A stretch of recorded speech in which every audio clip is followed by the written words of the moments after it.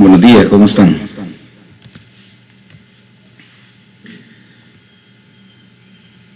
¿Qué tal, cómo les va? Buenos días. Vaya que me alegro. Yo pensé que les iba a costar un poco más porque como ya es la segunda semana y a las 7 de la mañana como que cuesta más, ¿verdad? Pero veo que ya hay varios. Vean, hay una cuestión. Una vez yo empiece a explicar el contenido de este día, va a ser difícil que pueda aceptar más gente porque no tengo yo acceso directo a la ventanita de Zoom. Entonces, quizá cada 10 minutos a partir de ahora, si alguien me ayuda y me recuerda que revisemos ¿cómo se llama? La sala de espera. Solo que quizás vamos a ir haciendo pausa, yo les aviso, y si ven que es demasiado tiempo me avisan también para revisar si en la sala de espera hay alguien. Ahorita todavía sigo emitiendo, pero como les digo, ya una vez comencemos va a ser difícil estar aceptando. Por eso, si se fijan, nos demoramos un poco para comenzar. Se escucha doble, me dicen.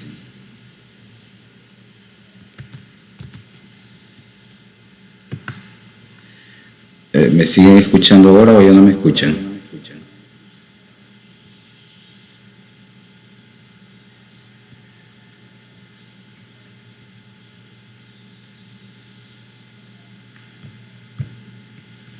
Se sigue escuchando doble, me dicen, ¿verdad?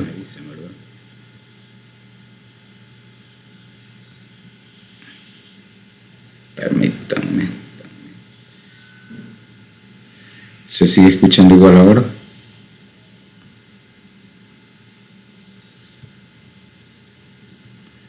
Ay, Dios, tenemos problema entonces.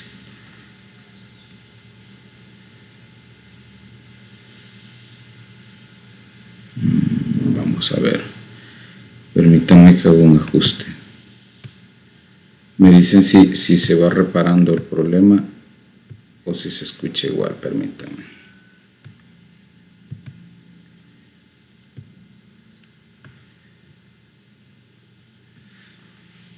A ver, siempre se escucha con eco. Ya no. Vale. Pero me escuchan bien, ¿verdad? No se escucha suave. Va, chévere. Entonces, les decía que va a ser difícil admitir una vez comencemos. Pues este día vamos a iniciar formalmente.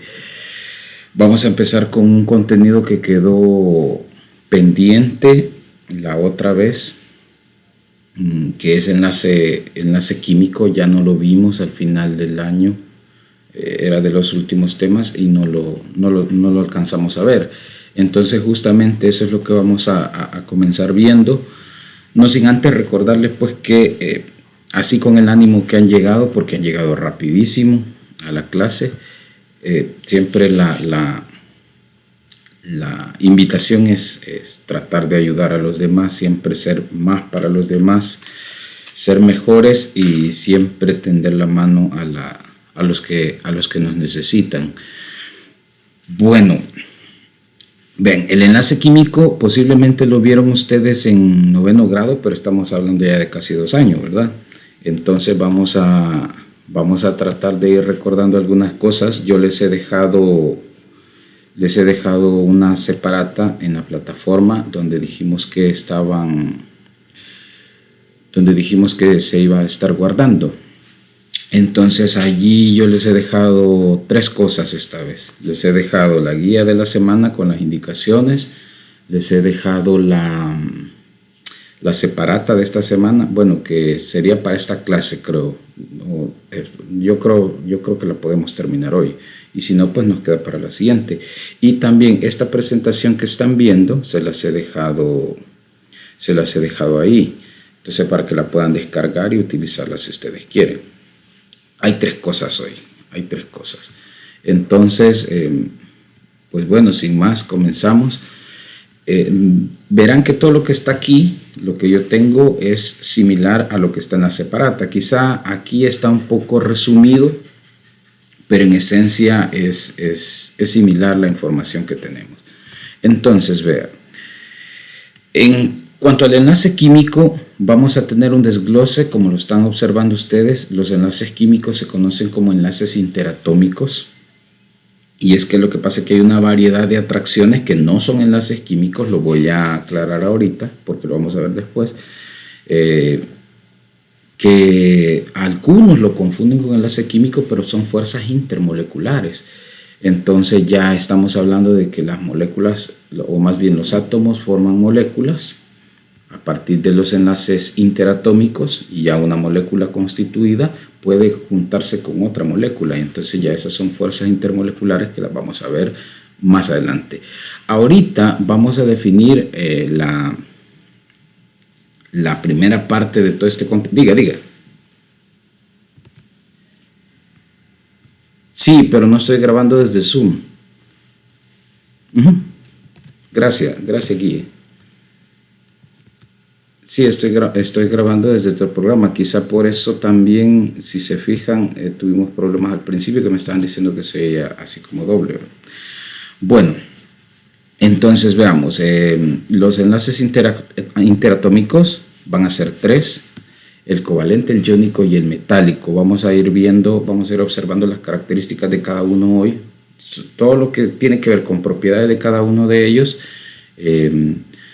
lo vamos a tratar de ir resolviendo poco a poco, o sea, por individual. Solo quizá mencionar antes de empezar que el covalente pues tiene más desglose. Tenemos el covalente denominado normal, que se divide en covalente polar y covalente apolar, y que dentro de ese mismo covalente hay un enlace especial que se llama enlace dativo, que siempre corresponde a un enlace apolar o unopolar, pero que por su comportamiento o por su esencia se le va a llamar enlace dativo, o también se le conoce en algunos casos como enlace coordinado. Así lo vamos a trabajar. Entonces, dicho esto, comenzamos con el primer enlace, el enlace iónico, que es la primera fuerza de interacción. Acuérdense que un enlace, bueno, lo vamos a definir o establecer así, que un enlace es la fuerza de atracción que se da entre dos átomos. Bueno, estas fuerzas de atracción son electrostáticas, y entonces se va a dar por un acercamiento de los electrones, tanto de un átomo como del otro. Entonces, el enlace iónico es el primero que vamos a enlistar, y estas son las características. Yo creo que si nos enfocamos a las características básicas de cada enlace, va a ser fácil identificarlo. Por ejemplo, en el enlace iónico dice que es la unión de un elemento del grupo 1A o 2A con el grupo de 6 o 7A. Me voy a detener ahí. Vean, la primera condición para que usted pueda determinar que es un enlace iónico es, bueno, primero, ya lo acabamos de leer, primero, aunque está de manera implícita, pero hay que decirlo, hay que determinarlo, se da entre la unión de un metal con un no metal. ¿Por qué lo decimos así? Porque si ustedes van a la tabla, el grupo 1A y 2A pertenece al lado de los metales. Entonces, si está al lado de los metales, el 1A y el 2A siempre va a ser un metal. Entonces, esa es una condición como obligatoria. El enlace iónico se da por la unión de un metal y un no metal.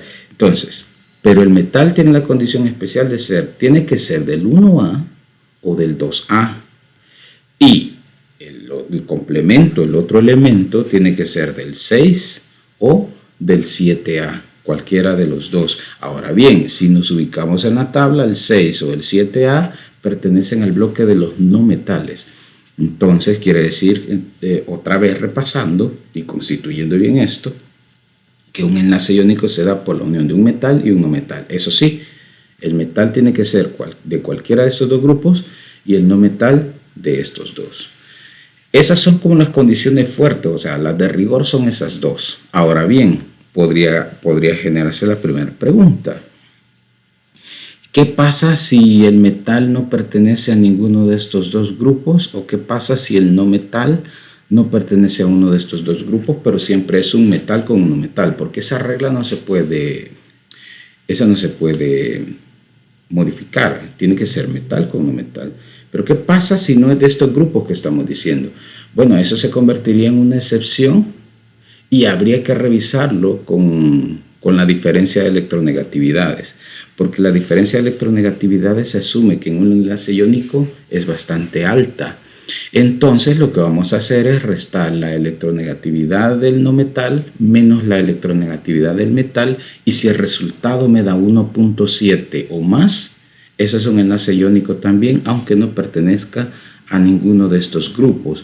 Ahora bien, lo que yo acabo de decir posiblemente le haya causado así como un poco de confusión, porque lo he dicho muy rápido, pero lo que quiero yo ahora es que determinemos características.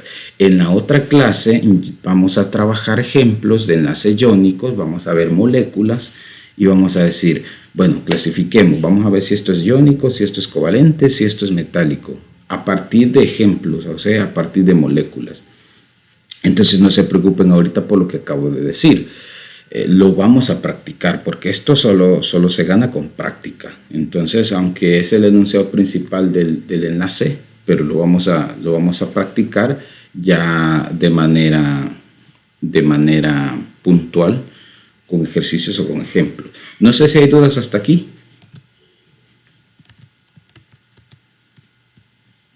¿No? Bueno. ¿Sí? 1.7 o más. 1.7 o más. Así sería. Diga.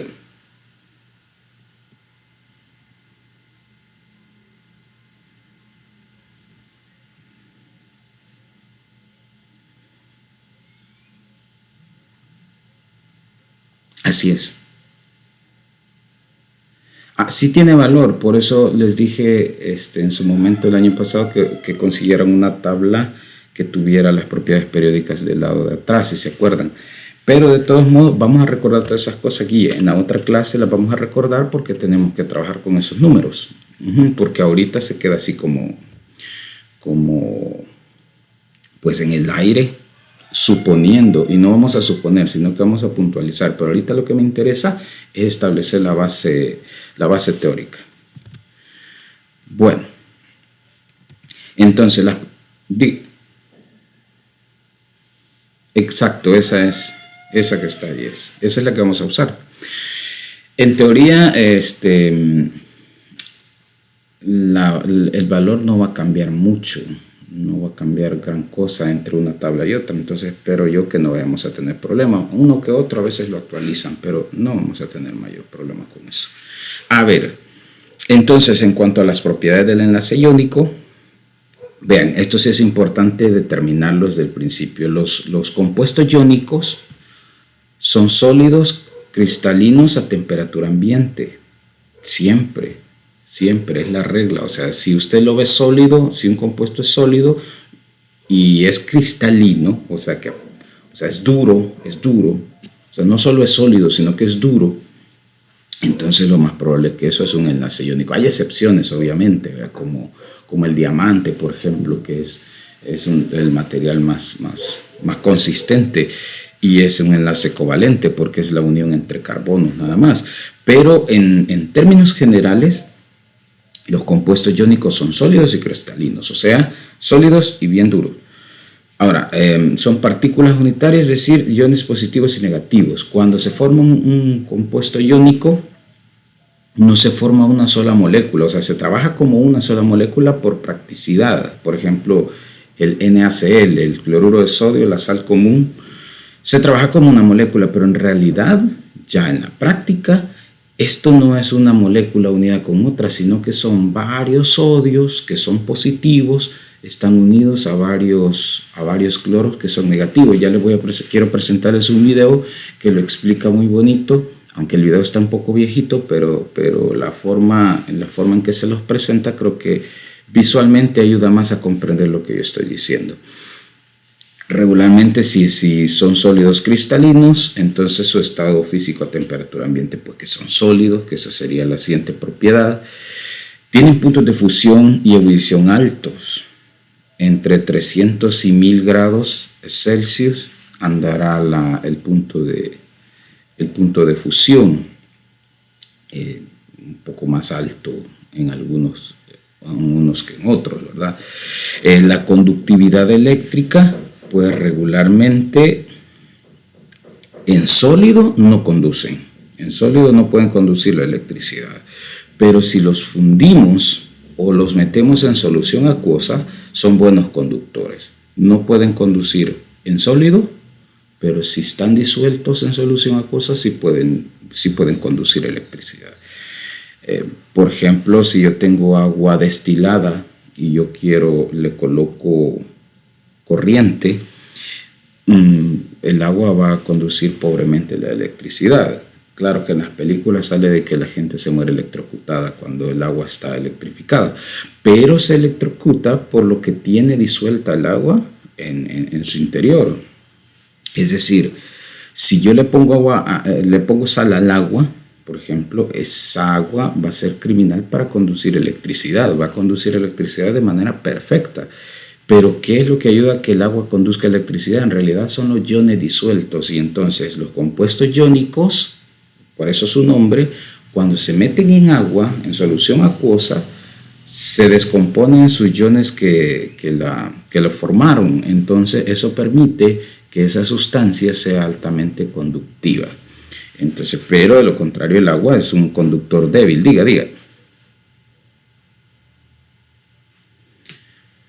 Pobremente nada más. No podemos decir que no conduce, porque sí conduce, pero pobremente. Pero no es una buena conductora, en realidad. Lo que la hace buena conductora son los metales disueltos o los iones disueltos. Por ejemplo, el agua de chorro, porque no lo vayan a hacer con el agua de la pila, porque se van a electrocutar. Porque resulta que el agua del chorro que tenemos no es agua destilada, sino que ya es agua con algunos iones disueltos ahí. Incluso hasta patas de cucas y todo lo demás. Entonces eso lo hace una mezcla y ya no es agua pura. Entonces eso sí es potencialmente conductivo, ¿verdad? Pero el agua como tal no.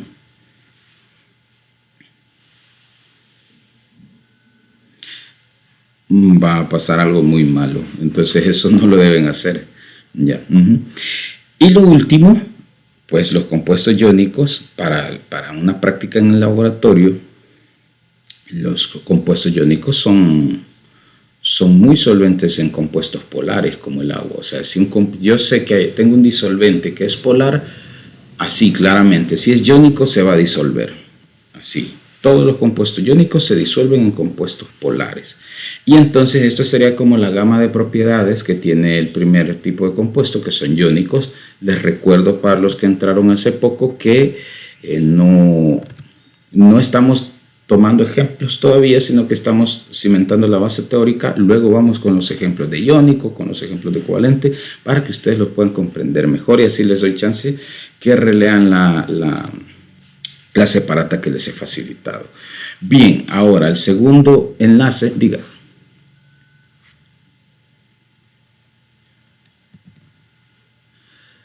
Vaya, es que lo que pasa que, pongamos un ejemplo conocido. El agua. ¿A qué temperatura ebulle el agua? ¿Quién me dice? A 100, más o menos a 100 grados Celsius, ¿verdad? Sí, 100. Relativamente es un valor muy bajo. Ahora, ¿alguien ha hecho en sus grados anteriores, hicieron alguna prueba con sal? Por ejemplo, poner a calentar sal o ponerlo al fuego. ¿Alguien lo ha hecho? ¿Alguien tuvo esa oportunidad de hacerlo en el laboratorio? No, nadie. Bueno, si no lo hicieron, podrían ustedes probar. Ponen sal en una sartencita y se darán cuenta que esto lo que va a provocar es que va a empezar a tostarse. Se pone negra a veces, ¿verdad? Pero se tuesta, se queda así como que muy sólida y como que se va cristalizando más todavía de lo que es, pero nunca se va a fundir. Al menos con el fuego de la cocina no se va a fundir. En cambio, el agua con el fuego de la cocina incluso la podemos llegar a punto de ebullición, o sea que la transformamos en gas. Pero la sal difícilmente no se va a derretir con una llamita de la cocina, lo que le decimos la estufa. Necesitamos una temperatura arriba de los 300 para el caso de la sal para poderla fundir, y todavía una temperatura más alta si la quisiéramos llevar a punto de ebullición, o sea, si la quisiéramos convertir a gas. Entonces lo que estamos viendo y revisando es que los parámetros numéricos en cuanto a la escala de temperatura son altos si queremos modificar el estado sólido en un compuesto iónico. No sé si contesto a su pregunta ahí.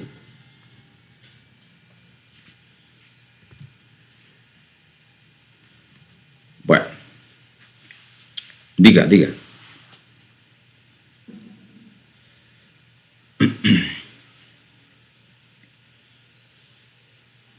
Sí, lo podríamos hacer, claro que sí.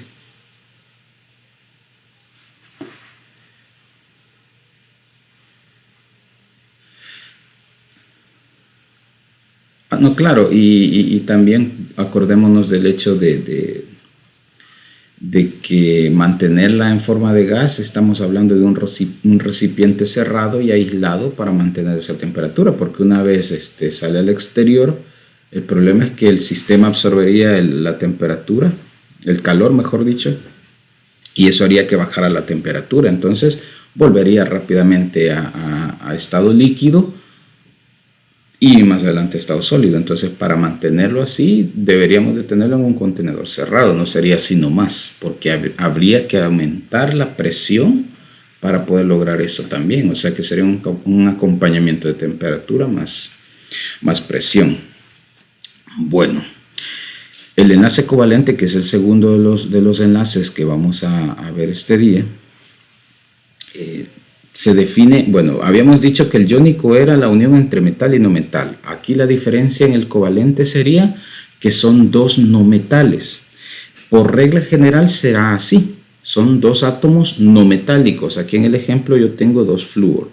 Y a diferencia del iónico, que en el iónico ¿se acuerdan que mencioné que había una electronegatividad bastante fuerte, verdad? ¿Eso qué quiere decir? Que un átomo arranca con mayor facilidad un electrón al otro átomo cuando se unen los dos. O sea, uno se queda con la mayoría de electrones y el otro se queda perdiendo momentáneamente un electrón. En cambio aquí las cosas son más justas. Es algo así como que se comparten.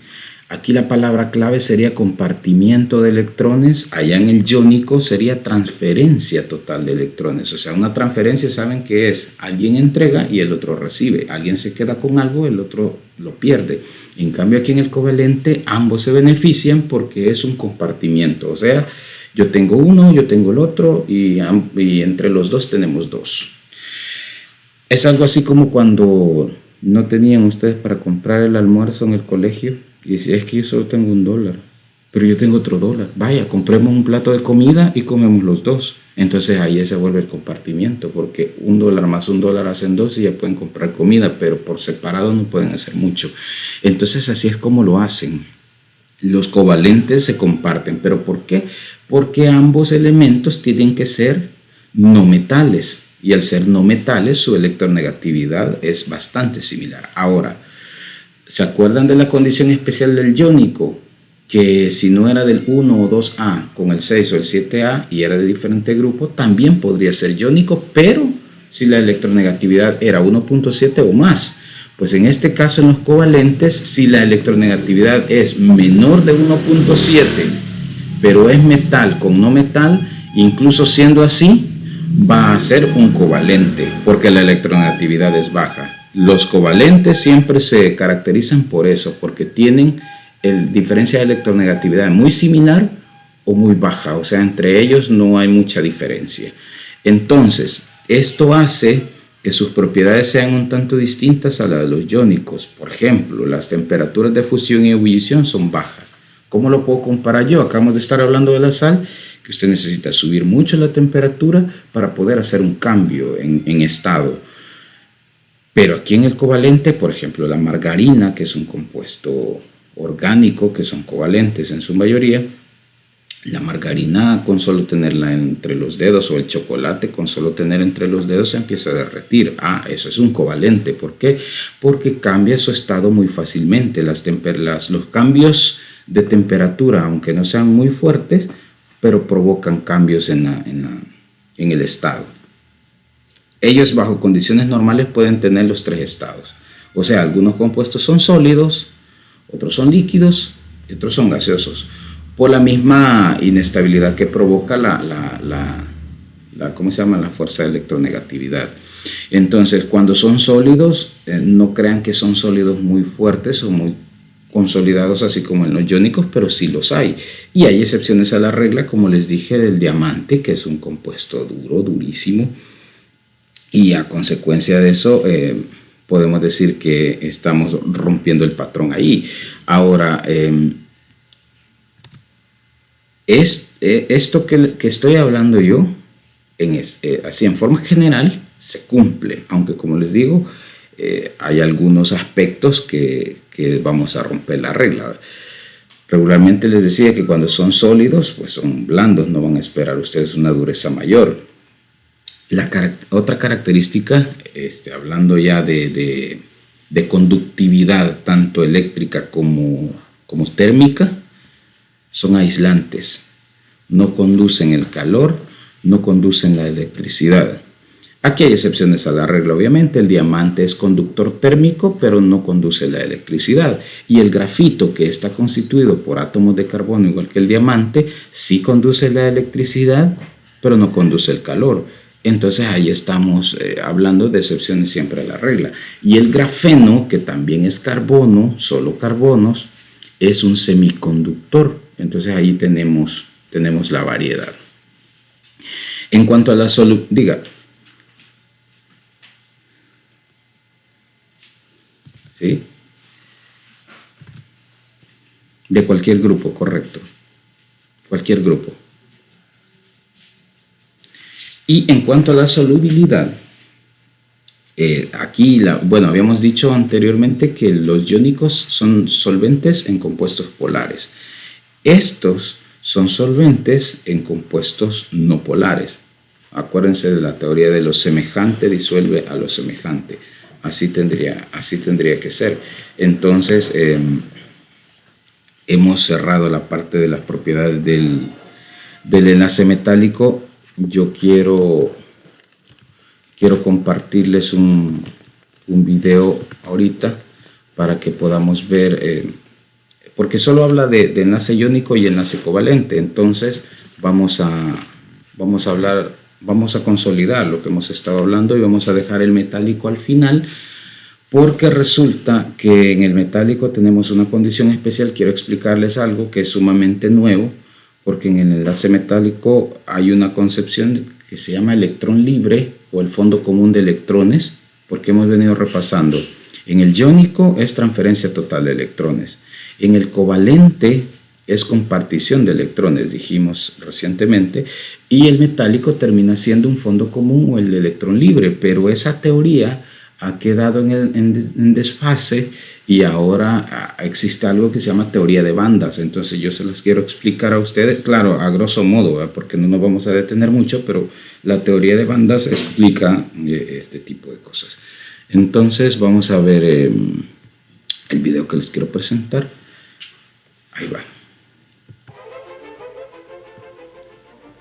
Las sustancias se forman cuando los átomos se combinan. La forma de combinarse de los átomos está relacionada con la estructura de los mismos.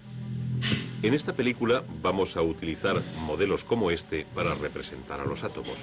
Pero recordémoslo, los átomos no son así. Estos modelos nos ayudarán a entender la estructura de los átomos. Recordemos que los átomos son de estructura tridimensional. Veamos. A ver, solo me confirman si lo estaban observando. Es que si lo están escuchando, perdón, porque yo no lo podía escuchar. Si lo están escuchando. Perdón que lo interrumpí entonces, es que yo no lo estaba escuchando, por eso bueno, lo vuelvo a colocar, perdón.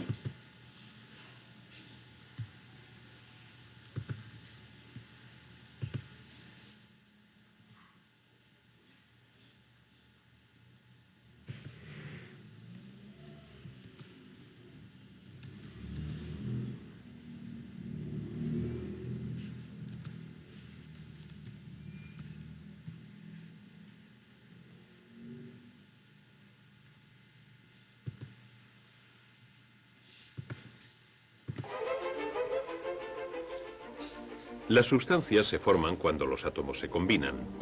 La forma de combinarse de los átomos está relacionada con la estructura de los mismos. En esta película vamos a utilizar modelos como este para representar a los átomos. Pero recordémoslo, los átomos no son así. Estos modelos nos ayudarán a entender la estructura de los átomos. Recordemos que los átomos son de estructura tridimensional. Veamos brevemente qué más conviene que sepamos sobre ellos. Esta esfera representa el espacio que ocupa un átomo. Dentro de este espacio hay un núcleo con una o más cargas positivas y uno o más electrones, cada uno con una carga negativa. Sabemos que los electrones están en movimiento alrededor del núcleo. Haciendo girar este modelo, podemos representar el movimiento del electrón. El electrón se ha convertido en un anillo. Utilizaremos estos anillos para representar las regiones en las que se mueven los electrones. Estas regiones se llaman niveles de energía o capas. Las capas son tridimensionales, pero por conveniencia las representaremos como círculos bidimensionales. Un átomo de hidrógeno tiene un electrón en una sola capa. Diferentes elementos tienen electrones en una o más capas. El sodio tiene 11 electrones en 3 capas.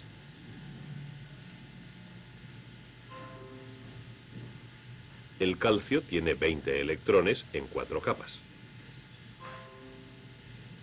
El átomo real es mucho más complejo de lo que puedan reflejar estos modelos. Pero afortunadamente las capas externas son más importantes y más simples de lo que cabe imaginar. Los electrones de la capa más externa de un átomo son los que entran en acción en las reacciones químicas. A estos se les llama electrones de valencia.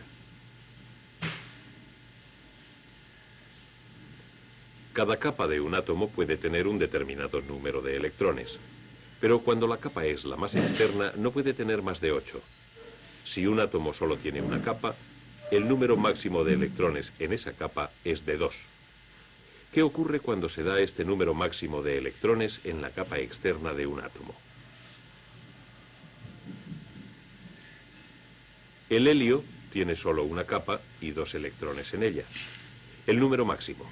El helio no tiende a reaccionar con otros elementos. El neón tiene 8 electrones en su capa externa, el número máximo.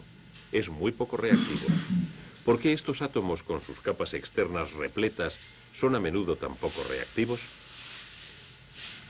En primer lugar, hay que saber que los átomos solo pueden combinarse cuando la carga positiva del núcleo de cada átomo atrae a la carga negativa de los electrones externos del otro átomo.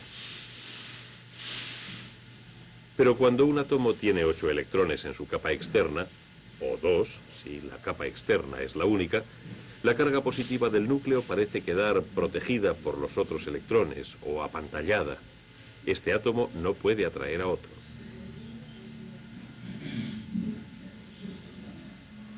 Ahora que sabemos por qué algunos átomos no se combinan, veamos otros que sí lo hacen. Aquí se están generando moléculas de gas hidrógeno. Los átomos de hidrógeno se combinan para formar el gas. Un átomo de hidrógeno tiene esta estructura. Una capa con un electrón de valencia. No es suficiente para cubrir o proteger la carga del núcleo. Por tanto, cuando 2 átomos de hidrógeno se acercan lo suficiente, el núcleo de cada uno es atraído por el electrón del otro. Hay lugar para un electrón más en la capa externa de cada átomo. Los átomos se mueven juntos hasta que sus capas externas se superponen y los electrones son compartidos por ambos núcleos. Esta atracción de cada núcleo por los 2 mismos electrones mantiene a los átomos fuertemente ligados. Es el llamado enlace químico. Este tipo de enlace químico entre electrones de valencia es llamado enlace covalente. En un enlace covalente, 2 átomos comparten los mismos 2 electrones externos, completando sus capas externas. Estas burbujas están formadas por pares de átomos de hidrógeno que se han unido por enlaces covalentes, formando las moléculas de gas hidrógeno. Veamos un ejemplo de enlace covalente. Aquí se está generando gas cloro. Un átomo de cloro tiene 7 electrones en su capa externa. Hay sitio para uno más. Cuando dos átomos de cloro se combinan para formar una molécula de gas cloro, las capas externas se superponen y un electrón de cada átomo es compartido por ambos.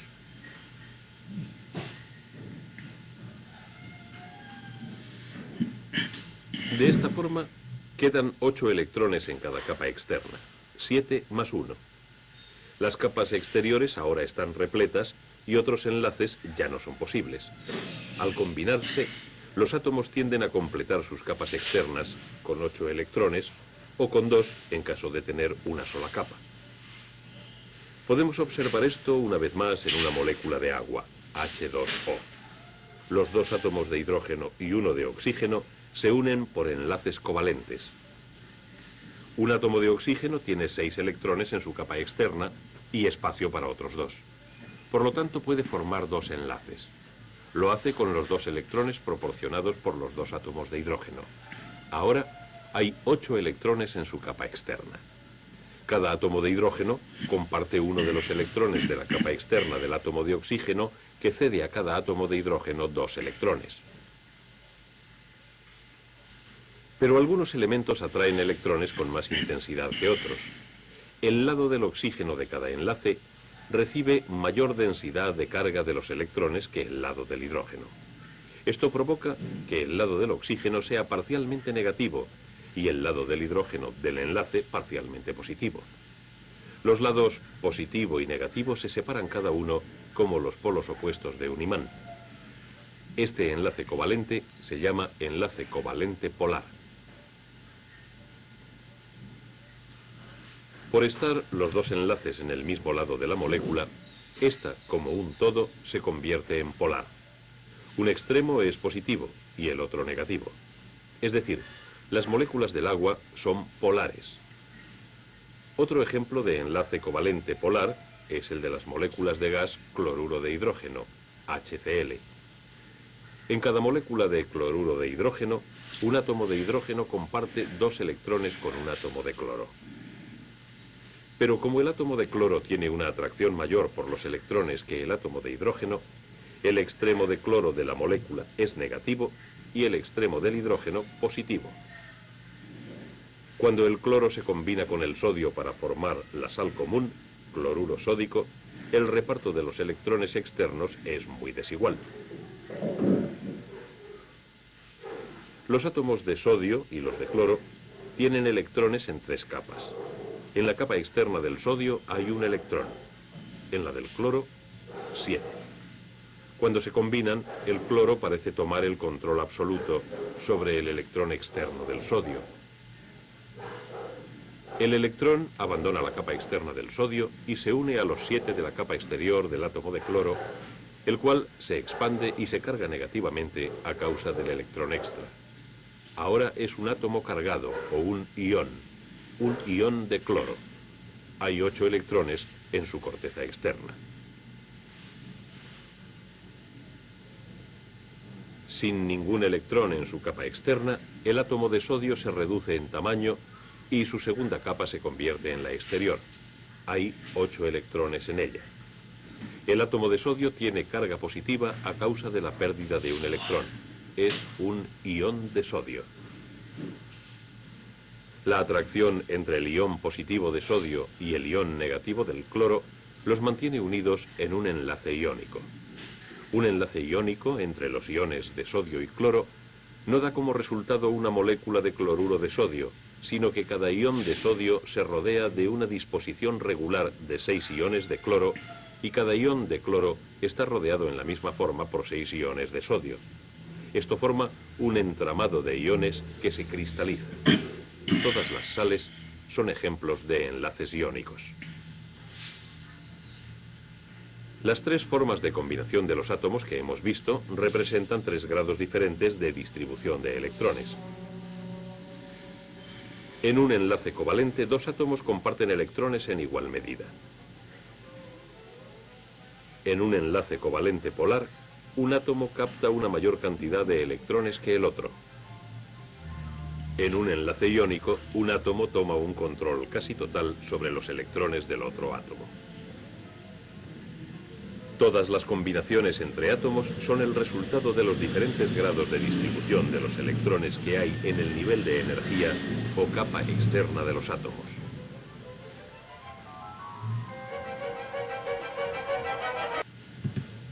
Bueno, eso quería mostrarles yo para poder consolidar todo lo que habíamos hablado. Vamos a dejarlo hasta aquí, se nos ha acabado el tiempo, nos vemos la otra semana, no, el viernes tenemos clase, ¿verdad? El viernes continuamos con esto y vamos a ver si nos alcanza para empezar ya a practicar y a establecer ejemplos de átomos. No sé si hay alguna pregunta antes de que nos vayamos, y si no, pues eso ha sido todo. Yo les agradezco por haberse conectado. Va, pues nos vemos. Adiós, nos vemos. A ustedes. Adiós. Adiós.